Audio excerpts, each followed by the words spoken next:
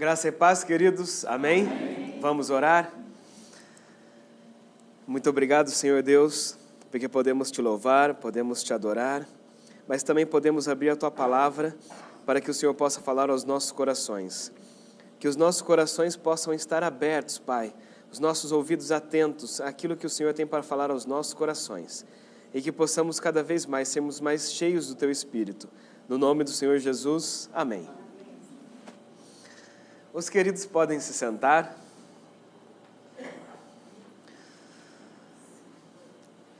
Vou começar contando uma história para os irmãos. E a história é o seguinte. Tinha um certo missionário, e esse missionário, ele foi levar o evangelho para um lugar desconhecido, um lugar aí. E aí quando ele chega neste lugar, ele começa a pregar o evangelho, tudo e tal, e ele resolve fazer uma dinâmica com as crianças. Ele chega para as crianças e fala assim, olha, eu tenho aqui um cesto cheio de doces e cheio de coisas gostosas, e eu vou colocar esse cesto lá. E aí ele pega as crianças e colocam todas do outro lado e fala assim, ó, quando eu disser já, vocês podem ir ao cesto e quem chegar ao cesto primeiro, come todos os doces gostosos. E aí ele pega e deixa o cesto lá, coloca as crianças do outro lado, e quando ele diz já, as crianças dão as mãos e todas juntas chegam até o cesto para poder comer os doces gostosos. E aí esse missionário ele fala assim, não, mas como assim, né? Criança, ele pensou que as crianças iam atropelar a outra, e puxa o cabelo de uma, e puxa a camisa do outro, para ver quem é que ia chegar primeiro lá para comer os doces, e as crianças não fazem isso.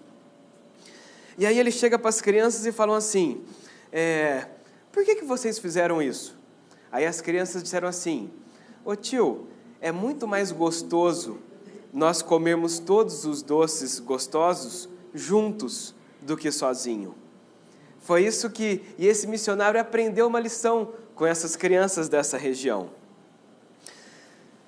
As crianças, elas preferiram comer daquele momento todas juntas, por quê? Porque elas tinham uma unidade entre elas.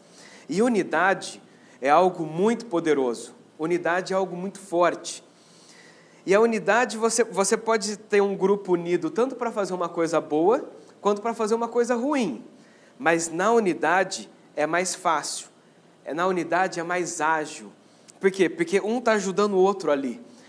Quando está unidos, algo é mais rápido e fica muito mais eficiente, quando todos estão focados em uma única coisa. Nós vamos ver alguns exemplos na palavra do Senhor sobre unidade. Teve uma vez que o povo estava tão unido, que o próprio Deus se levantou para ver o que o povo estava fazendo. Deus falou assim, nossa, está acontecendo alguma coisa lá na terra, deixa eu ver o que está acontecendo.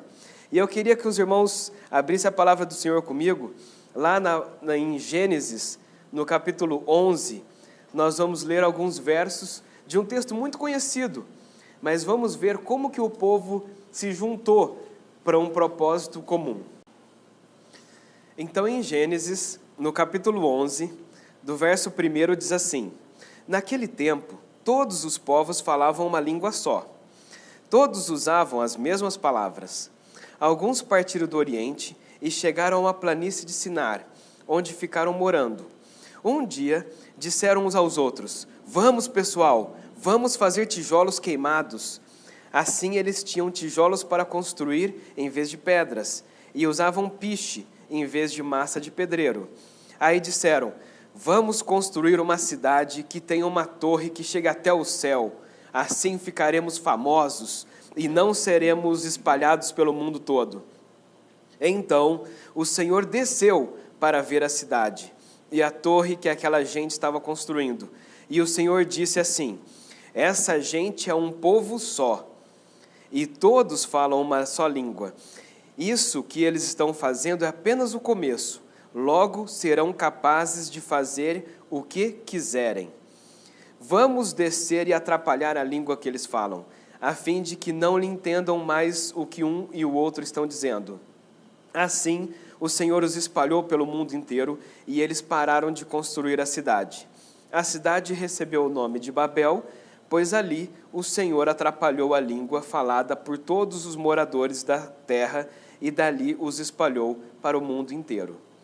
Você vê que o próprio Deus diz assim no verso 6, e o Senhor disse assim, essa gente é um povo só, ou seja, não tinha, e continuando o verso, ele diz assim, o que eles estão fazendo é apenas o começo, logo serão capazes de fazer o que quiserem, ou seja, nada seria impossível para esse povo. Por quê? Porque eles estavam unidos com um propósito de fazer alguma coisa. E como eles estavam tão unidos que Deus falou, eu tenho que fazer alguma coisa, porque senão nada vai ser impossível para esse povo. Bom, mas aqui essa unidade não foi boa, porque qual que era o propósito deles? Eles queriam ficar famosos, eles queriam falar assim, nós somos o povo que erguemos a maior torre que existe na terra, e eles estavam fazendo isso para o seu próprio bem, para a própria glória deles. E aí Deus falou assim, opa, aí não vai dar certo. E aí Deus vai e espalha esse povo perante a terra. Mas tem algumas situações na palavra do Senhor em que a unidade foi abençoada por Deus. E nós vamos ver uma que aconteceu que o povo de Israel foi escravizado, numa das suas escravidões, ele foi escravizado por um povo, e a Bíblia diz que a cidade de Jerusalém foi devastada, foi destruída. Os muros estavam caídos, as portas estavam queimadas, ficou uma situação muito difícil. E aí chegam para um certo rapaz, ele era o copeiro do rei, ele estava ali junto com o rei o tempo todo, estava numa situação muito confortável, estava tudo muito bem para ele comia do bem e do melhor, mas aí chegaram para ele e falaram assim, olha, os nossos irmãos estão vivendo numa situação deplorável, os nossos irmãos estão vivendo numa cidade sem muros, as portas foram queimadas e o povo está desanimado, o povo está inseguro, o povo está difícil. E aí quando ele recebe essa mensagem, ele poderia ter falado assim, eu estou aqui no palácio, está tudo muito bom, deixa eles. Mas não é isso que acontece. Ele pega e sente a dor do povo, e ele se entristece, e ele vai clamar ao Senhor, e até que o rei chega um dia e fala assim, rapaz, você está meio diferente, o que está acontecendo? Ele fala assim, como eu posso estar feliz, sendo que o meu povo está vivendo numa cidade assim, assim, e ele começa a contar a situação do seu povo. E aí o rei fala assim, tudo bem. Aí numa certa conversa ele vai para o povo de Israel, lá em Jerusalém, para poder reconstruir os muros de Jerusalém. Quando ele chega lá, já tentaram reconstruir antes e não conseguiram. Mas aí ele chega e ele encontra o povo animado, querendo reconstruir, vamos que vamos. Não foi assim. Ele encontra um povo desanimado, um povo que não tem esperança, um povo inseguro porque as portas estavam abertas. Imagina você morando num lugar em que qualquer um pode entrar a hora que quiser. Você fica o tempo inteiro apavorado para ver se os inimigos vão chegar. Você não consegue viver em paz. Sabe quando você chega na sua casa e você fecha tudo e fala assim, agora eu estou em paz? Eles não conseguiam fazer isso. Essa era a realidade desse povo. E aí Neemias, quando ele chega e ele vê o povo desse jeito, ele ora ao Senhor e o Senhor dá uma estratégia a ele para que o povo possa se tornar unido em reconstruir esses muros. E aí ele começa com uma estratégia. Ele fala assim, olha, vamos começar a reconstruir. E cada um vai reconstruir no começo da sua casa. E aí eles começam essa reconstrução. E é interessante que Deus dá estratégia para ele, Deus faz com que ele consiga motivar o povo que estava desmotivado nisso. E o povo começa. Só que quando o povo começa a reconstruir, o povo está animado, os inimigos se levantam. E aí os inimigos se levantam e começam a tirar sarro. Falam, esse muro aí, mas qualquer coisinha que passar nesse muro, esse muro vai cair. E começa a tirar sarro deles. Mas os inimigos começam a perceber que o muro está dando certo. E aí quando eles começam a perceber que o muro está dando certo, eles pegam e falam assim, não, nós vamos declarar guerra contra esse povo. Que negócio é esse? E aí então esse povo que antes estava desanimado, desolado, inseguro, agora como eles estão unidos num propósito, eles começam a reconstrução. E agora vem guerra e eles falam assim, tá bom. Tanto é que se nós lermos o texto, que são vários capítulos, eles estavam construindo, mas com a espada do lado. Se os inimigos chegassem, eles já estariam prontos. Ou seja, Deus estava ali com eles e eles estavam unidos com o propósito de reconstruir os muros de Jerusalém. E mesmo que viessem os inimigos, mesmo que viessem as afrontas, mesmo que viesse a zombaria, eles não perderam foco. e eles mantiveram firmes no propósito daquela reconstrução. E aí você pode pensar assim, será que com toda essa zombaria, com todas essas ameaças de guerra, será quantos anos demorou para eles reconstruírem esses muros? Que eles ficaram anos e anos com os muros aceitos. Quantos anos será que demoraram? Vamos ver lá comigo? Neemias, no capítulo 6, nós vamos ler 2 versos.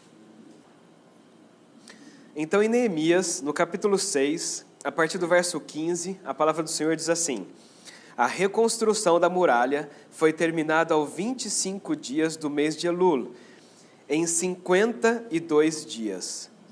O que eles ficaram anos com os seus muros destruídos, suas portas queimadas, quando o povo se uniu em um só homem, em 52 dias, eles fizeram o que eles não fizeram em anos, em décadas, eles fizeram em 52 dias.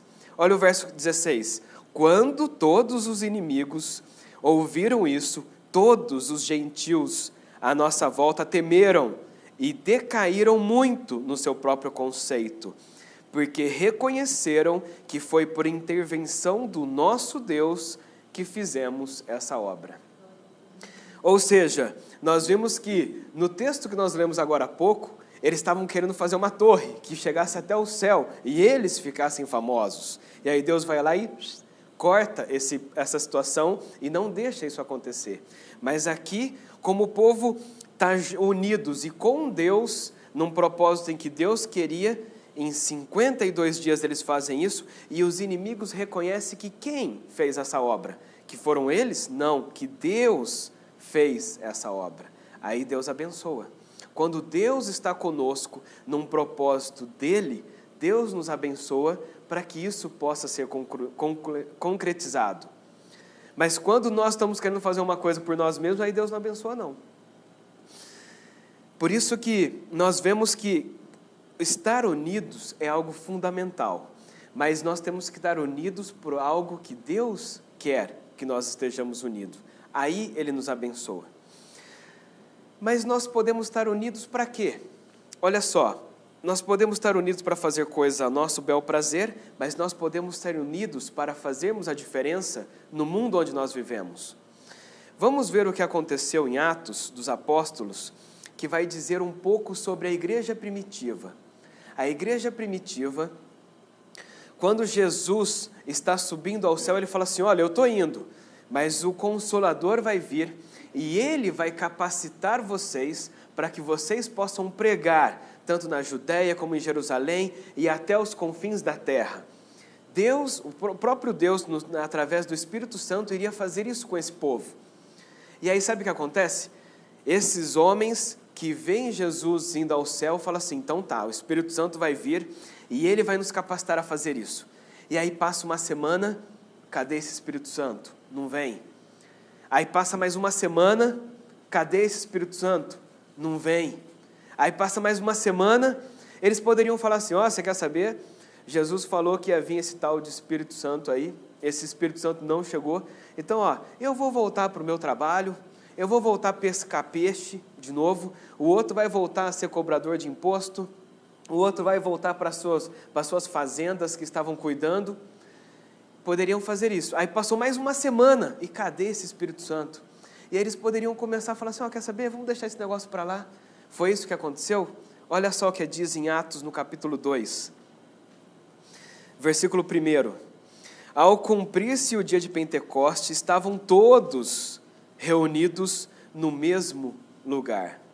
Ou seja, o tempo foi passando e eles estavam ali.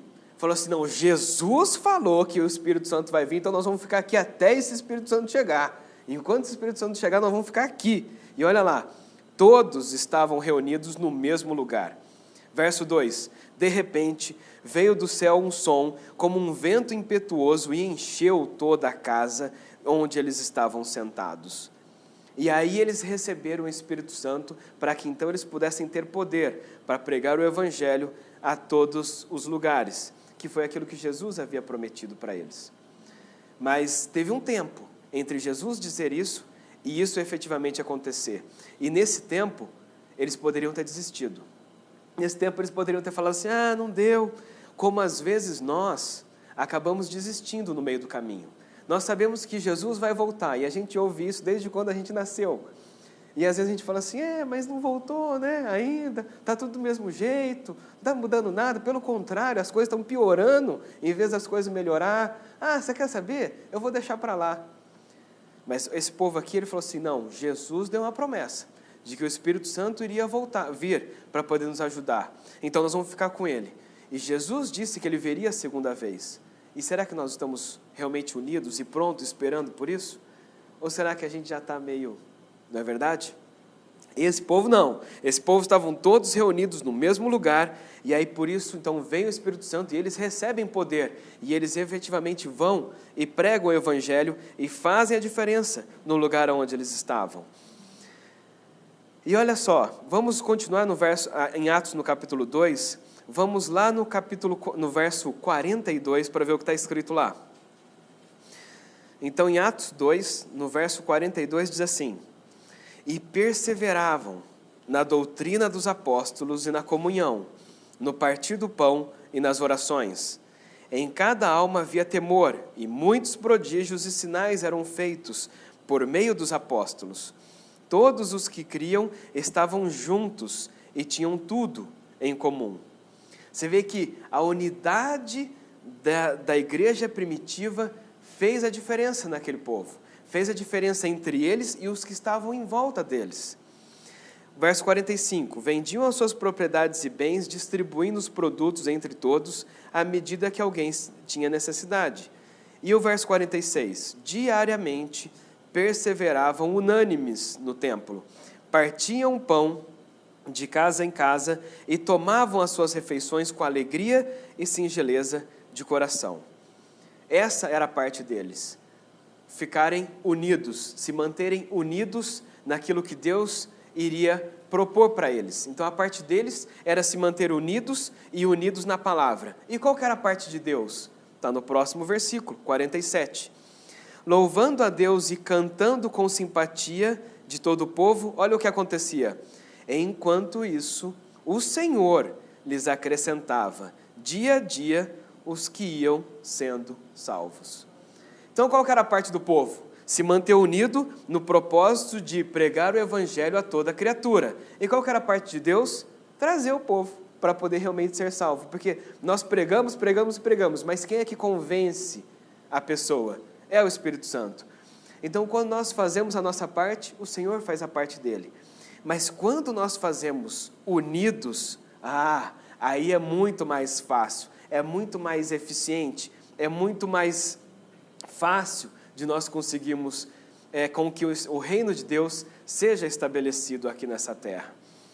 E nós vemos isso na igreja primitiva, e se nós continuarmos lendo o livro de Atos, nós vamos vendo como que essa igreja foi crescendo. E ela foi crescendo por quê? Porque eles estavam, como nós vemos aqui no verso 46, diariamente perseveraram unânimes no templo. E no verso 42 diz assim, e perseveravam na doutrina dos apóstolos que eles tinham recebido do próprio Jesus. Quando eles viveram dessa forma, Deus operou através da vida deles para que eles pudessem cumprir a missão que Deus tinha dado para cada um. Aí você pode perguntar assim, e hoje? Será que nós precisamos dessa unidade? Se naquele tempo eles precisavam de unidade para que o Evangelho fosse espalhado por toda a terra, hoje nós precisamos dessa unidade ou a gente já tem gente fazendo isso por nós? E a gente pode ficar tranquilo e a gente pode viver a vida do nosso jeito.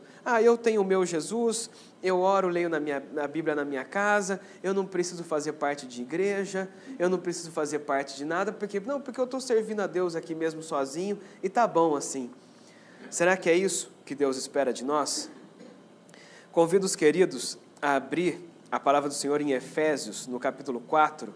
Nós vamos ler alguns versos para ver qual é a diferença se nós seguimos sozinhos com Cristo ou se nós seguimos juntos com Cristo. Em Efésios, no capítulo 4, a partir do verso 11, a palavra do Senhor nos diz assim: e Ele mesmo concedeu uns para apóstolos, outros para profetas, outros para evangelistas e outros para pastores e mestres. Vamos parar nesse verso aqui um pouquinho.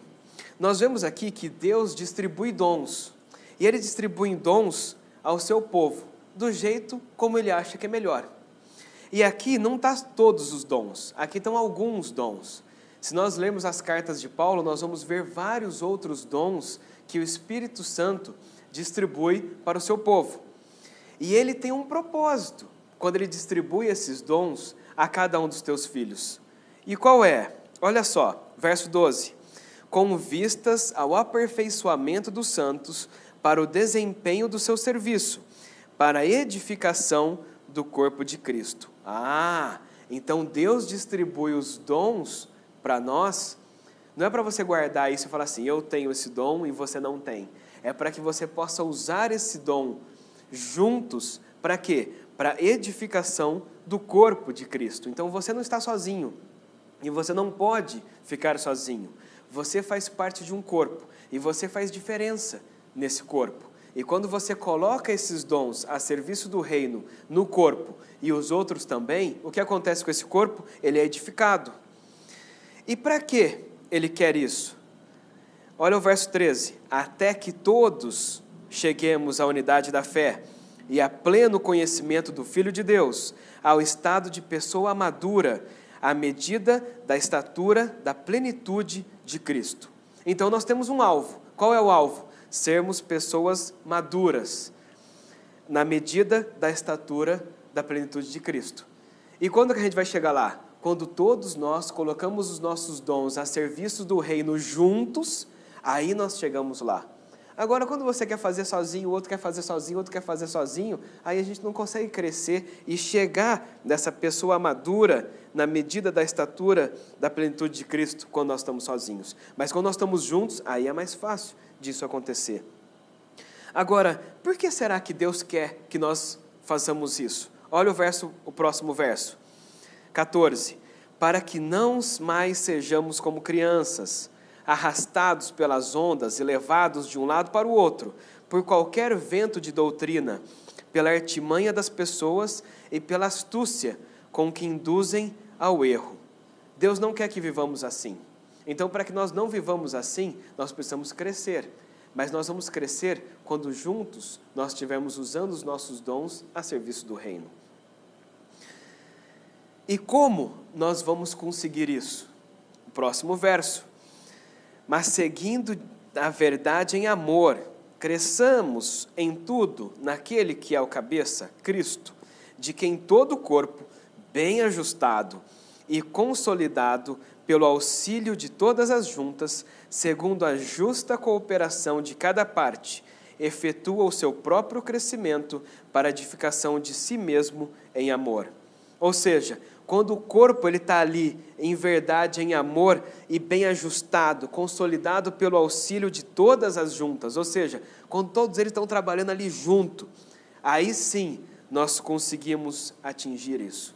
O próprio texto responde, ele responde o que temos que fazer, como temos que fazer, por que temos que fazer.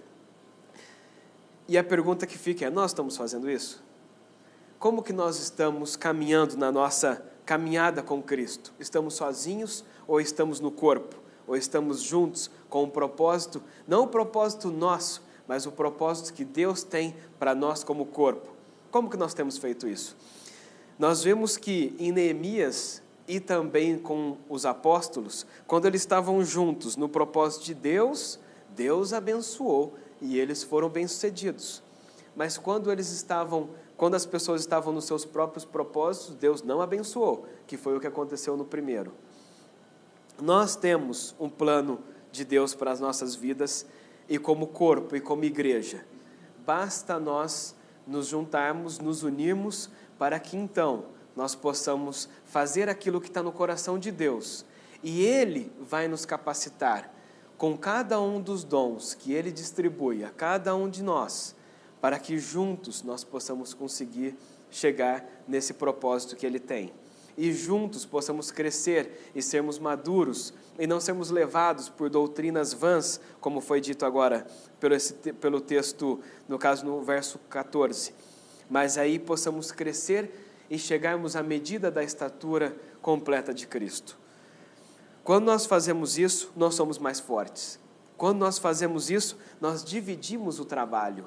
E quando nós dividimos o trabalho, não fica pesado para ninguém. Quando você vai pegar aquela sacola, sabe aqueles mercados que a gente vai, que eles não entregam sacolinhas? E aí você tem que colocar tudo na caixa? Então, aí você vai colocando tudo na caixa. Se você estiver sozinho para carregar a caixa até o carro, é uma coisa. Mas se você tiver mais uma pessoa junto com você, para cada um pegar de um lado da caixa e chegar até o carro, é muito mais fácil, não é?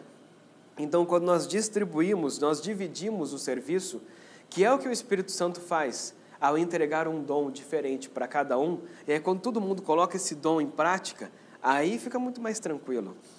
E nós conseguimos ser mais eficientes quando nós conseguimos trabalhar todos juntos. Uma vez eu ouvi um ditado que dizia assim que sozinho você vai mais rápido, mas juntos você vai mais longe. Ou seja, juntos às vezes você pode demorar um pouquinho mais, porque tem um que você tem que dar aquela puxada, aí tem o outro que tem que ir ali, mas você consegue muito mais longe. Agora, quando você está sozinho, você vai no seu ritmo, você vai mais rápido, mas você está sozinho. Se você desanimar, quem é que vai te ajudar? Se você cair, quem é que vai te levantar? Se for aquele dia que você está ruim, quem é que vai falar, vamos lá, amigão, vamos? Não tem ninguém. Então, você vai mais rápido, mas você trava. Agora, quando você está junto, você vai muito mais longe. Porque o dia que você está meio para baixo, o outro vai lá e te ajuda. Mas o dia que é o outro, aí você faz isso.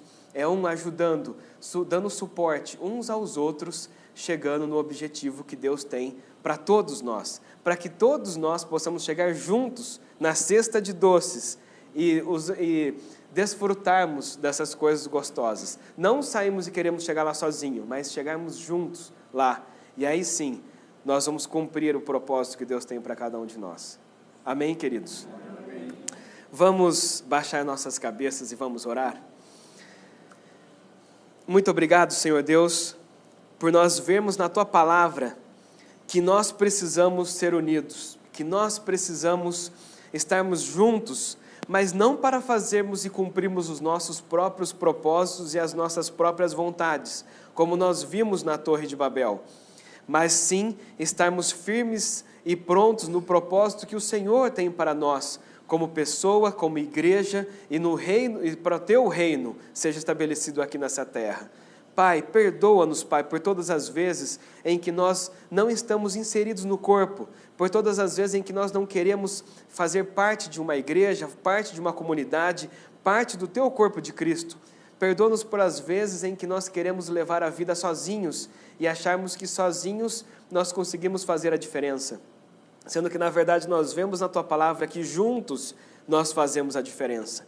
Ajuda-nos, Pai, a mantermos firmes no propósito que o Senhor tem para cada um de nós. Perdoa-nos, Pai, pelas vezes em que nós não usamos os dons que o Senhor distribuiu a cada um de nós a serviço do Teu reino, mas que no nome do Senhor Jesus, a motivação de cada um dos Teus filhos seja a partir de agora desenvolver esses dons que o Senhor distribuiu, para que juntos possamos chegar até a medida da pessoa madura, a medida completa da estatura de Cristo. Pai querido, nós Te louvamos, nós Te adoramos, porque nós sabemos que o Senhor cuida da igreja que é Tua. Que o Senhor possa continuar, Senhor Deus, nos fortalecendo, nos ajudando, nos animando em amor, para que nós possamos continuar a obra que o Senhor Jesus começou aqui nessa terra. Nós Te damos graça e nós Te louvamos, no nome do Senhor Jesus. Amém.